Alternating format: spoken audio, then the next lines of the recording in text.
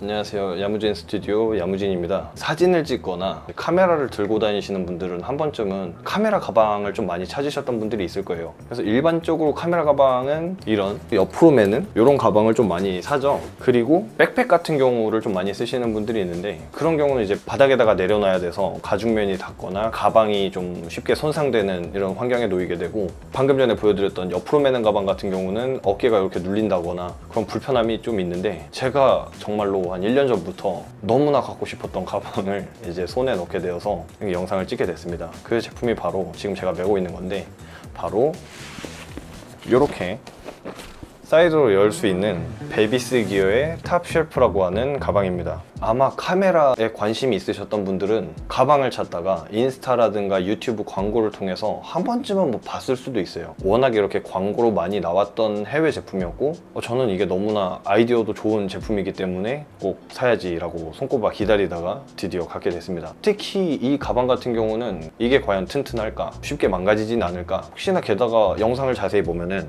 옆에 자크 부분이 그대로 열린 상태에서 가방을 돌려서 이렇게 매는 장면들이 나오곤 하는데, 그때 안에 있는 내용물들이 좀 빠지지는 않을까 엄청 고민들을 많이 하기 때문에 또 구매를 꺼려하는 사람들이 엄청 많을 거예요. 저 같은 경우도 그런 걱정이 앞섰었고, 근데 오늘 제가 이제 평창에 잠깐 600마지기라는 곳을 갔다 왔는데, 사진을 찍고 영상을 찍으면서 이 가방을 딱 하루 써보고 남겨보는 리뷰를 한번 시작해보도록 하겠습니다. 일단 이 베비스 기어 탑쉘프라고 하는 제품의 가장 큰 장점은 생각보다 광고에서 본 것 이상으로 진짜 빠르게 카메라를 꺼낼 수 있었다는 장점이 있습니다. 방금 살짝 보여드린 것 같이 이 가방의 옆부분을 잡고 앞으로 돌려서 여기 있는 이 버튼 눌러서 열면은 바로 안에 있는 내용물을 꺼낼 수가 있어요. 그리고 이렇게 배로 받치는 형식이다 보니까 뚜껑을 연 상태로 이렇게 카메라 렌즈를 교환하거나 필터를 끼거나 그게 되게 쉽게 됩니다. 그리고 카메라를 꺼내고 난 후에는 바로 여기 이 버튼 튀어나와 있는 얘 보이시나요? 여기에다가 이렇게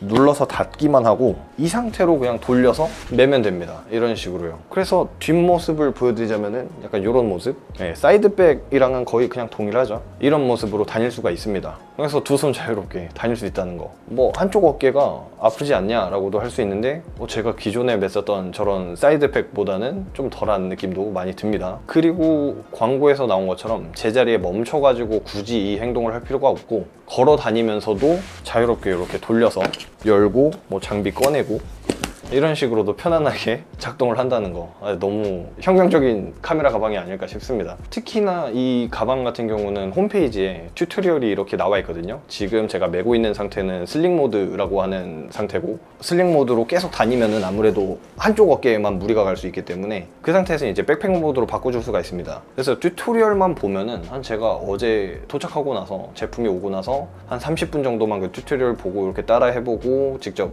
해봤는데, 그 정도면은 금방 이 가방에 익숙해졌다는 것을 확인할 수 있었습니다. 다음으로는 두 번째 장점인데, 생각보다 가방이 엄청 견고하고 단단합니다. 만듦새가 너무 좋아요. 이 자크 사이로 뭐가 빠져나오지 않을까 엄청 걱정을 많이 했었어요. 근데 제가 힘줘서 이렇게 당기더라도 이 정도가 최대입니다. 진짜 힘을 많이 주고 있는데 이 정도가 최대로 벌어져요. 그리고 윗부분 같은 경우는 좀 이렇게 늘어나긴 하지만 이런 식으로, 근데 제가 뭐 카메라를 이렇게 뒤집어서 갖고 다니거나 안에 엄청 세밀한 이런 것들을 갖고 다니지는 않는 한에서는 이 사이로 삐져나올 일은 크게 없었다라는 것을 좀 느끼게 됐습니다. 그리고 이 클립 같은 거, 이 버튼이 좀 쉽게 고장나지 않을까라는 걱정을 좀 했었는데, 닫힌 상태에서 이 뚜껑만 잡고 이렇게 있어도 꽤 튼튼합니다. 지금 노트북도 들어있는 상태인데 꽤 잘 버텨주고 있어요. 특히 또 이 가방을 아예 뒤집어서 이런 식으로 해놓고 좀 흔들더라도 튀어나오거나 그러진 않습니다. 꽤 힘줘서 지금 흔들고 있는데 그런 것도 전혀 없고요. 너무 좋아요. 지금 요 판 같은 경우도 되게 두껍습니다. 이거 같은 경우도 이렇게 잘 휘는 재질이 아니고, 안에 있는 요거나 그리고 카메라 이 가방의 전체적인 요 테두리가 엄청 단단해요. 지금 요 테두리가 아예 잡혀 있습니다. 이런 식으로. 네, 이게 뭐 잘 구겨지는 그 재질이 아니에요.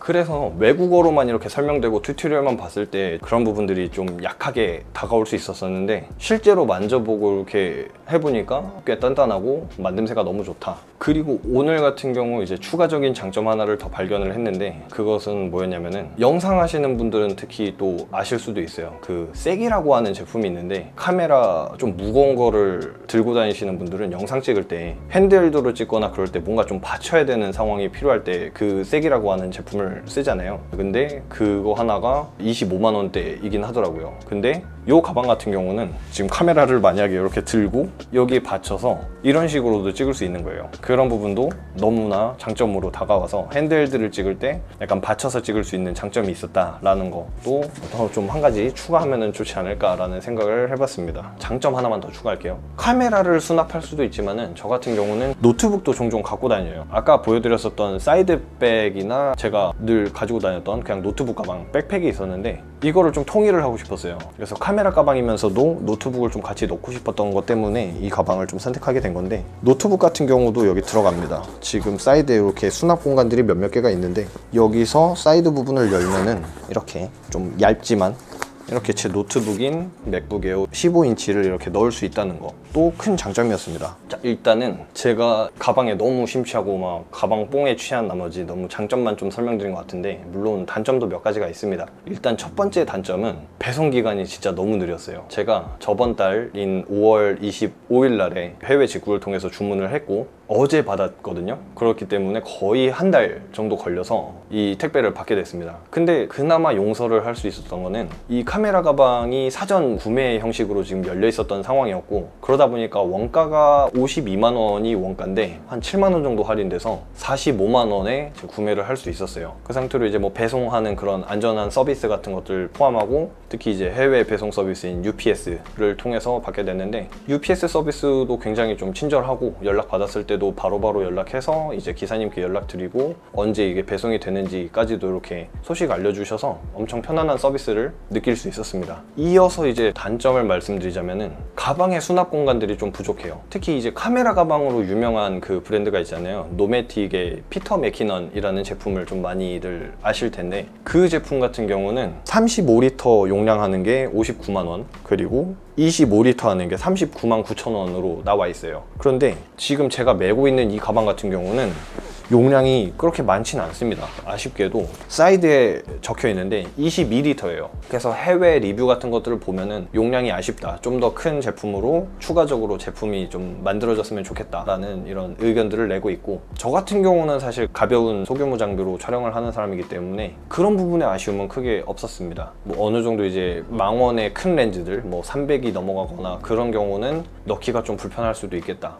카메라를 뭐 또 2대 가지고 다니시는 분들도 좀 있는 것 같은데, 그럴 때는 또 아마 불편하지 않을까라는 생각은 해봅니다. 그 외 수납 공간들이 좀 많이 좁습니다. 여기 지금 보시는 것처럼 위쪽 주머니도 이렇게 있고, 아래쪽에도 이렇게 주머니가 있어요. 이렇게 2개 주머니가 있는데 이 공간들이 많이 얇습니다. 엄청 이렇게 두껍지가 않고, 물통이라든가 그런 걸 좀 수납할 수 있는 곳이 있었으면 좋겠다라는 리뷰도 꽤 많이 있었어요. 자, 너무 신나게 떠들었는데 총평을 좀 하자면은, 인스타라든가 유튜브로 봤던 이 베비스 기어 탑쉘프의 광고만큼 혹은 그 광고 이상의 만족도는 저는 챙겼다라고 생각을 합니다. 나중에 이제 소규모 장비로 활동하는 거 이상으로, 그럴 때는 당연히 장비를 좀 갈아타야겠죠. 좀 많이들 보이는 것처럼 펠리컨 케이스라든가 나누쿠의 케이스들, 이런 거를 좀 가지고 다니겠죠. 근데 당연히 뭐 1인 촬영자로서는 이 정도 카메라 가방이면은 너무나 만족스럽다라는 거를 느낄 수 있었습니다. 다음 영상에서는 제가 최근에 어느 한 가수분의 뮤직비디오를 찍게 됐습니다. 그래서 뮤직비디오를 찍을 때 어떻게 기획을 했고, 그리고 로케이션 찾는 방법, 이렇게 1편 하나랑, 그리고 2편으로는 그 뮤직비디오를 찍을 때 어떤 것을 좀 신경 써서 찍었는지, 어떤 컷들로 이렇게 촬영하게 됐는지에 대해서